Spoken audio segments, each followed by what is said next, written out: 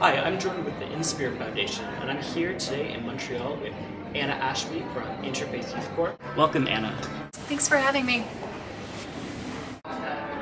What led you to join IFYC?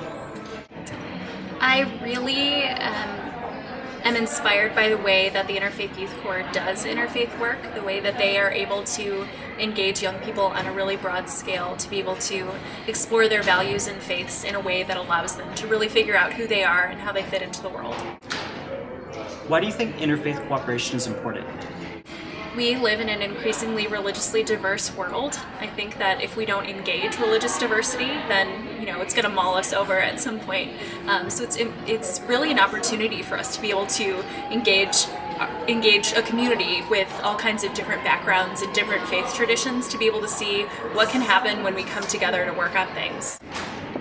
What's different between Canada and the US when building bridges between people with different beliefs? Well, I've heard that campus organizing can look a little bit different in Canada.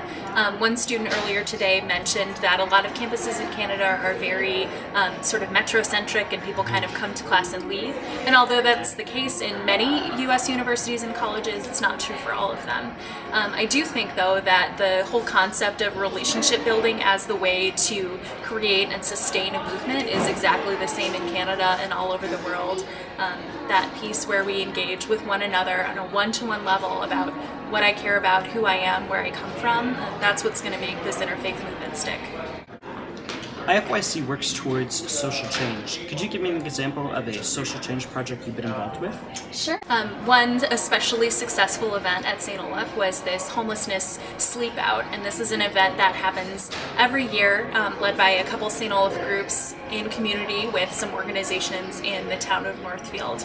And what we were able to do as an interfaith group is provide this reflection component where we came together as people of faith, as people who really care about ending homelessness and see it as a huge problem in our community. We were able to engage that way and have a real conversation about what it means to be a person who wants to help end homelessness. Do you have any advice for groups looking to organize on campus? I think the cornerstone of all organizing is always going to be relationships. It's going to be getting to know people on your campus who will get to know other people who will get to know other people. I think the power of creating friendships and relationships among people from diverse backgrounds is the way to create an interfaith movement. And I think that with those types of relationships, you're not going to fail. Thank you for joining me today, Ana. Thanks for having me.